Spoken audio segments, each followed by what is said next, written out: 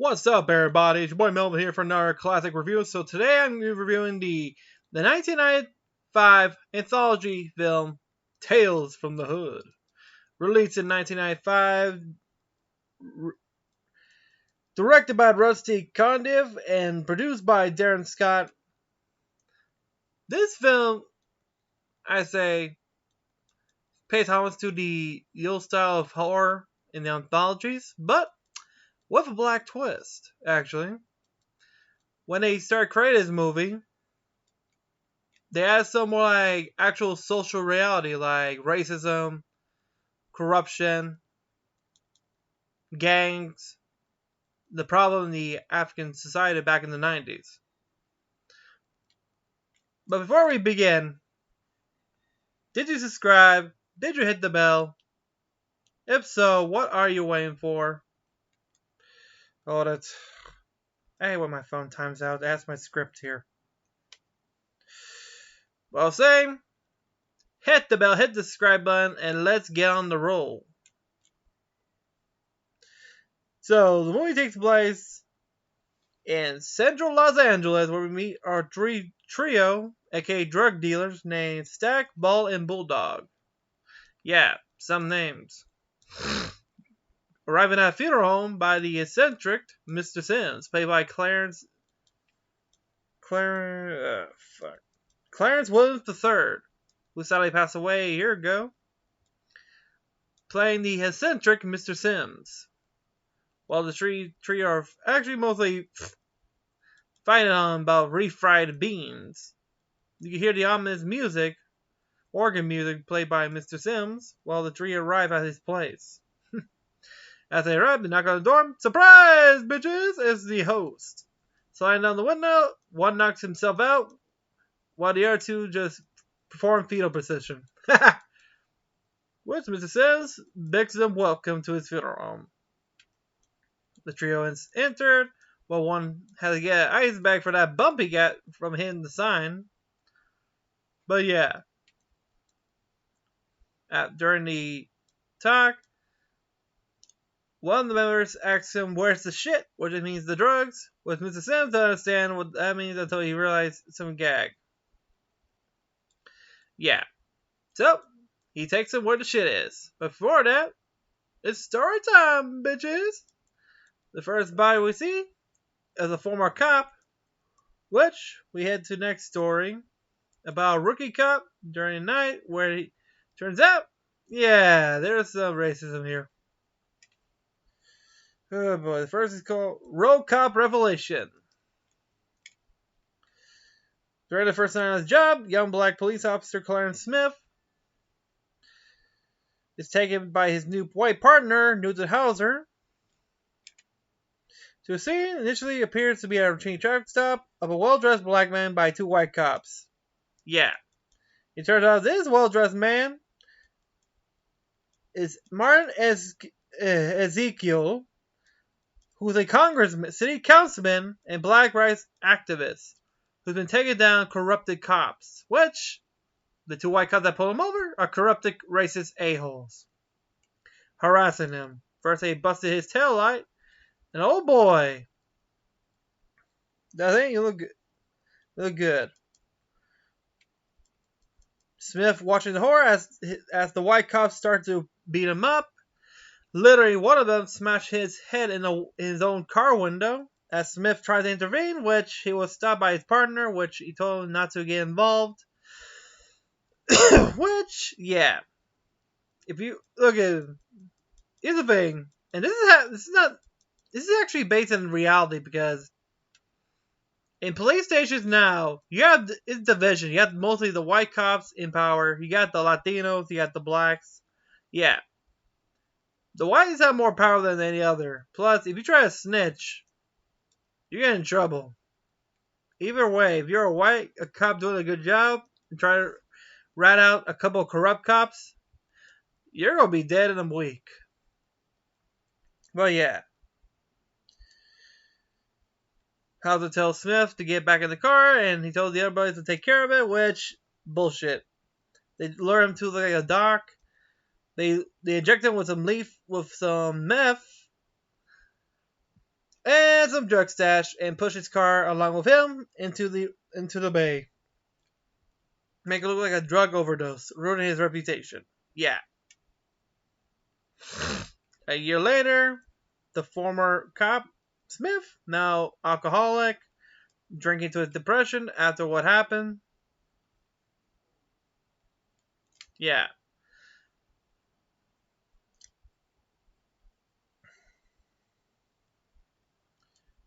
Hold it. Oh boy. Okay, here we go. A year later, Smith has left the police force. Now, guilt, consumed drunk.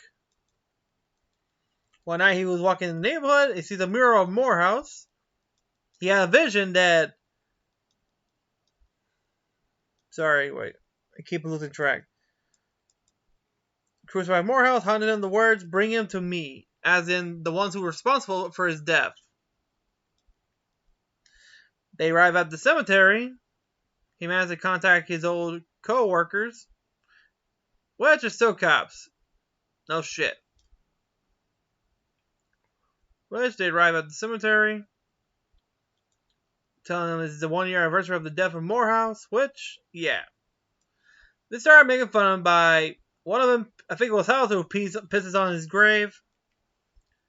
And he tells the other one to do it before, and Hauser and the other guy tried to execute Smith. But before that, somebody grabs the other guy's dick and pulls it into the grave. And then a huge explosion, and guess what pops out? A coffin. And guess who's in the coffin? Their cop with a busted hole where his heart should be. And guess who's up in the tombstone? More zombified Morrison. And oh boy, they tried to shoot a zombie. That didn't work. And the both of them ran away. They tried to escape to the car as they were. Oh no! Morehouse keeps appearing. No, he's an Enderman. He keeps appearing out of nowhere. As they try to escape, they try to run him over. They find it until he punches through the roof of the car, pulls the other cop's head, rips off him right there. Hauser runs out of the car, sees Morehouse holding his partner's head right there, and he shoots at the zombie and also shoots the car, which blows up. Yeah. He probably got rid of him, but nope. He's still alive. He's still there. He went through an alley full of junkies. As he did, he bumped into Morehouse, tried to grab him. He rips his shirt, and guess what's inside his shirt? A mini drug set. Literally. He had a mini chemistry set in his guts. That's pretty cool. As he tried to escape, Morehouse has telekinesis, lifts all dirty drug needles, and throws them at Hauser, pinning him into the mural, and sending the last one right down his throat, and then he turned into a mural. Literally. And that's the best way to kill him, right there. As Smith tells him that I did a good job, but no, Morehouse ain't done yet because he confronts him for not helping him in the first place. Which, as that happened, we jump up to him seeing Smith in the loony bin, literally. We don't know how he died, which that's a strange case. Back at the funeral home, they are drinking patient because they want their shit. Yeah, that's what they want. Their shit. So yeah. The next story takes place of another body, which we didn't get to see, but you'll see why. Called Boys Do Get Bruised. We meet Walter Johnston, who's a quiet and sensitive boy who transferred to a new school one day with bruises around his cheek and eyes because he's being bullied a lot. Walter's caring teacher, Mr. Richard Graves, knows the bruises and talks to Walter. Which he initially thinks the school bully, Tyrone. Of course. Everybody named Tyrone might be a bully. He gave him bruises. Although Tyrone has bullied Walter, Walter claims the bruises came after he was attacked by a monster. You'll see who's the actual monster here.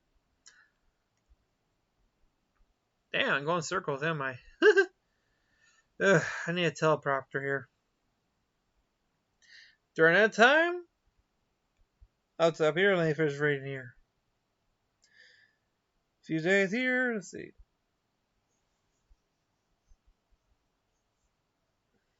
After that, after Graves leaves, Walter was doing a sketch like Tyrone. He crumbles up the paper. Next thing you know it, an ambulance carrying Tyrone because he had many broken bones, saying he has soft bones. Which Graves put in suspicion about this. Late at night, Garvey? Oh, it's Garvey. Sorry. Garvey visits Walter's home and asks his mother, Sissy, about the monster. Well, that. And guess who arrives? His stepdaddy, of course. Oh boy.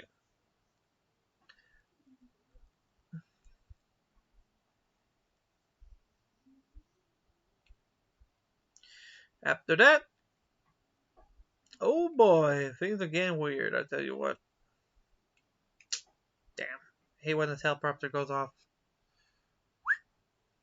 And we go. Sorry. Like I said before, I hate multitasking. But, hey, I have to do things on my own. He arrives at home, and guess who arrives? Carl.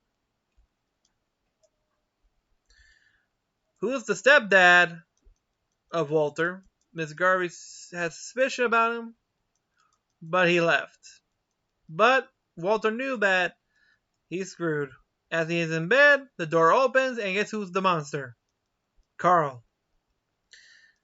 Trying to choke out of him, Missy stops him, which she gets beaten up. But when Garvey hears the screams, he busts through the door, saw the whole commotion, tries to stop Carl, but Carl beats him up as well, and leads a whole tussle in the kitchen, literally.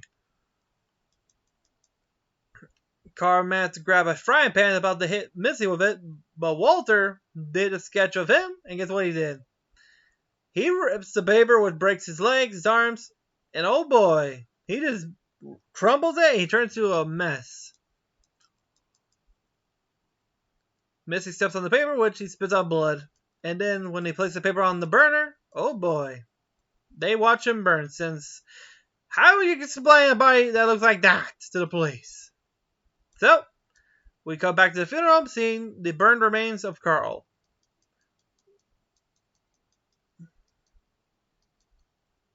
The burned Michael corpse, they began to close the coffin. The next one is, oh, well, one of the trio bumped into the shell, which, hello, there's a dolly. A black doll. Which explains that it's not an ordinary doll, but a vessel for a lost soul, which leads to our third story, KKK Comeuppance.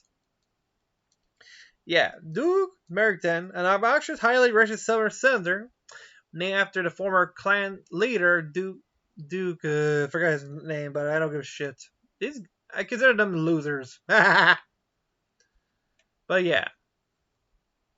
Running for governor. Which, yeah, he has a roadie, which, oh boy. Who was a former one-time member of the Klan, which, oh boy, a lot of people didn't like the idea. Oh shit. Which, there's a protest of Jewish and African Americans outside the manor, which one of them mentioned the story about the mansion, calling a certain tale about dolls.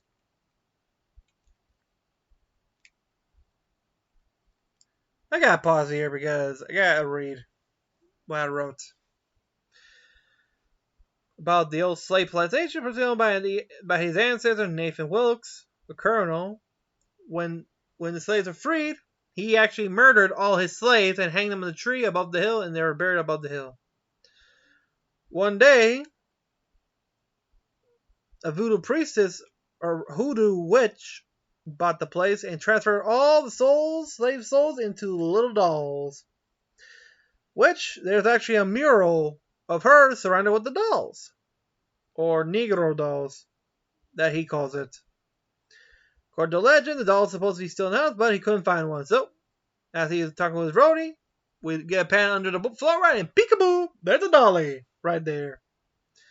Meanwhile, the two roadie pretends to be Medgar, imitating until, whoop, he fell down the stairs and broke his neck. At the funeral, the old guy Ellie warns Medgar to leave the house, but you know him. I'm not gonna listen to this old fool, as a racist would do. Piece of shit. While in limo, he finds the doll. Brian they say who was in the car, which nobody. He throws it out the window.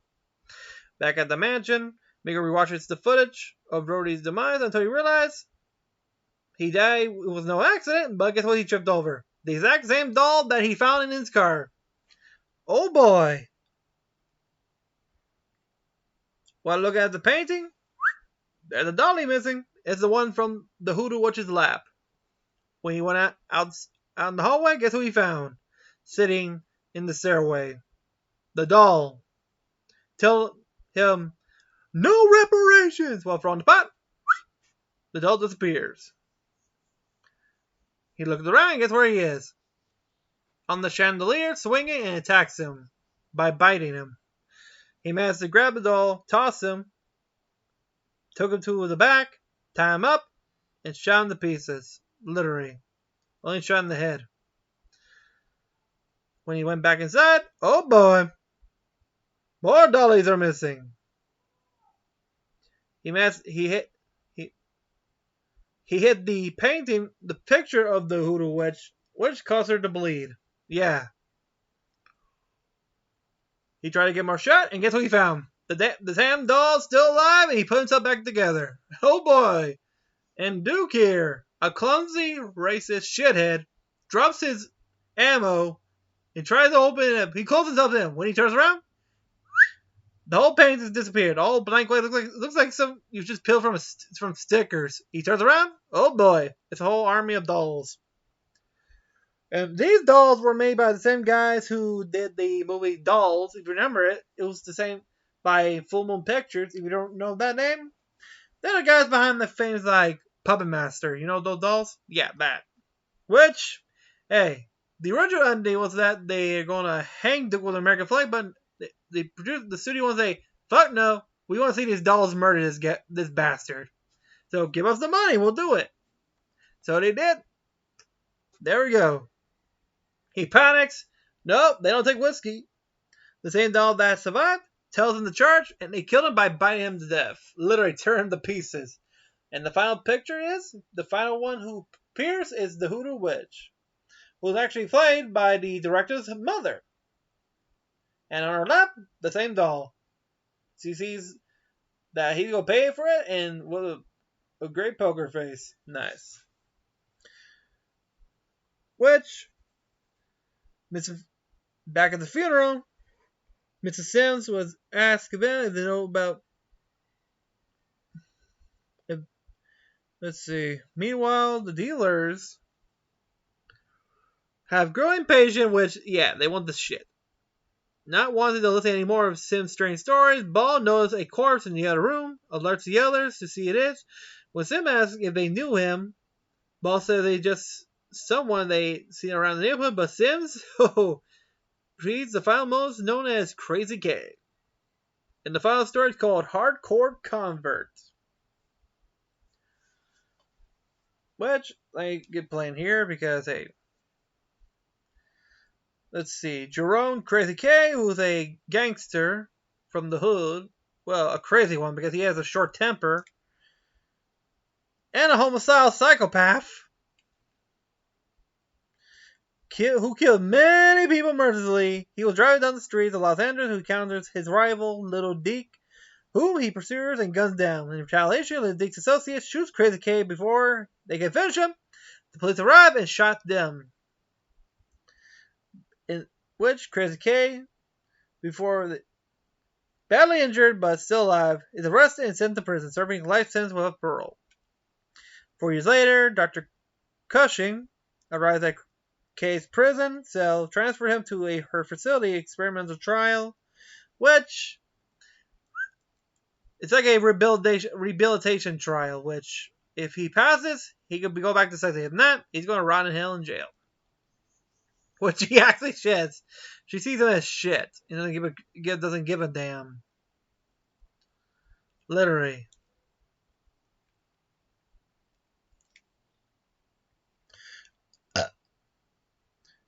Crazy K meets an inmate who has to be a homicidal white supremacist, which he keeps berating until K punches him in the face, which he tells him, that, okay, this is kind of point right here because tell him that they're just doing their job for him because gangs like them keep shooting each other, which the white supremacists are rarely doing it.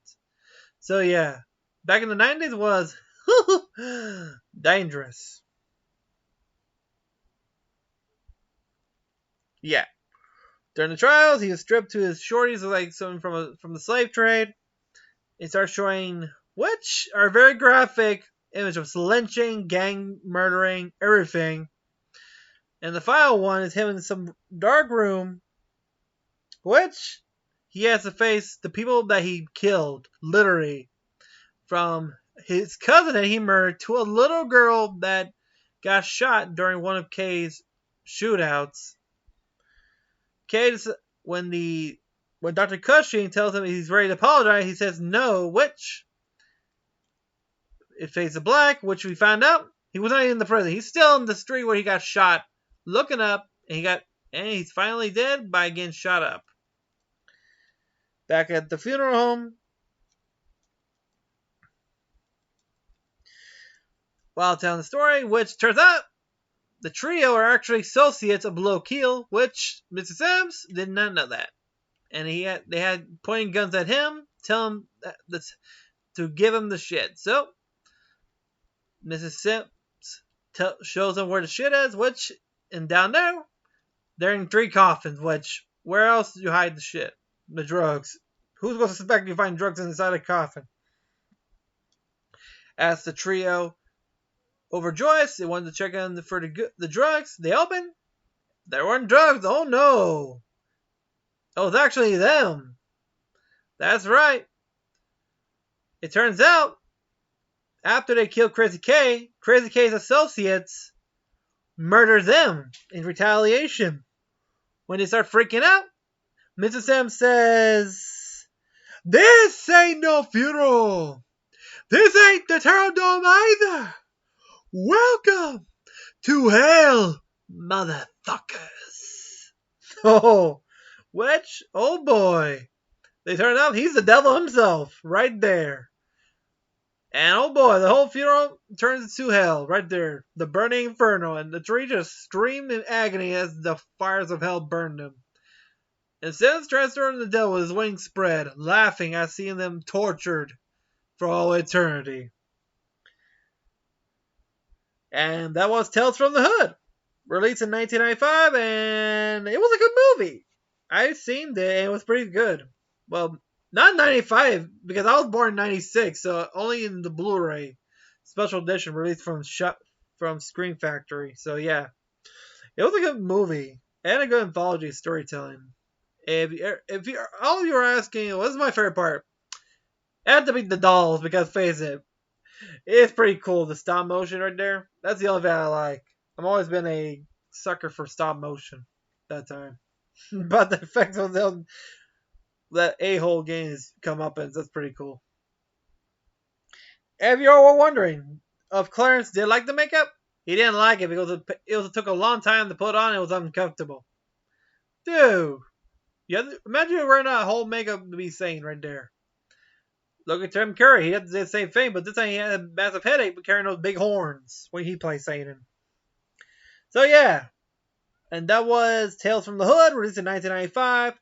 If you've seen the movie, comment in the comments down below and tell me what was your favorite scene from the movie. And remember to like this video and hit the notification bell so you miss any of our great content. And also, have a great day, everybody. See ya. And stay safe.